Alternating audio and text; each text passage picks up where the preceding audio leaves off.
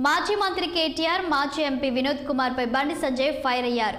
తనను మఠం పెట్టుకోవాలన్న కేటీఆర్ ను నోరు అదుపులో పెట్టుకోవాలని హెచ్చరించారు.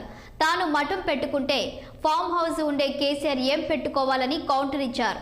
అదేవిధంగా 10 ఏళ్లు ఎంపీగా ఉన్న వినోద్ కుమార్ కరీంనగర్ కు ఏం చేశారో చెప్పాలని ప్రశ్నించారు.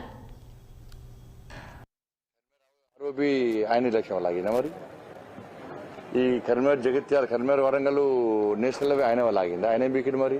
ఆయన పెద్ద మేధావి కదా, ఆయన చాలా పెద్ద మేధావి కదా. ఇది రాష్ట్ర కేంద్ర ప్రభుత్వాలు కలిసి కట్టడమే కదా. మరి రాష్ట్ర ప్రభుత్వం ఏం బీకింది అంటున్నా? ల్యాండ్ అక్విజిషన్ టైంకి ఎందుకు వెళ్ళి అంటున్నా? నేను 3-4 సార్లు రివ్యూ చేసిన దీని మీద. నువ్వు మొన్న నేను వస్తున్నా అని చెప్పి మొన్న వచ్చిపోతుంది. నువ్వు మొన్న వాడు ట్వీట్ చేస్తుంది. నేను వస్తున్నా అని చెప్పి నువ్వు ట్వీట్ చేస్తుంది.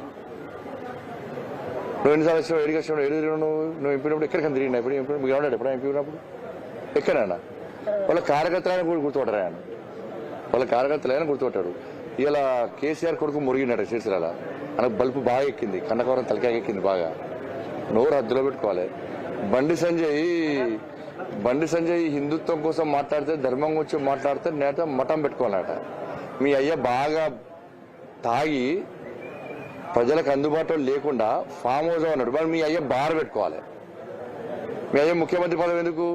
ఏం పెట్టుకోవాలి? మీ అయ్య తాగి ఉండడానికి ఏం కావాలి? బార్ పెట్టుకోవాలి, బతకాలి. నువ్వు ఊగే తుర్కోల గురించి మారుతావు, హిందుత్వం గురించి వ్యతిరేకం మారుతావు. నువ్వు దేవుడు నమ్మవు. నువ్వు మసీదు కట్టుకో. మరి నువ్వు ఒక మసీదు కట్టుకో.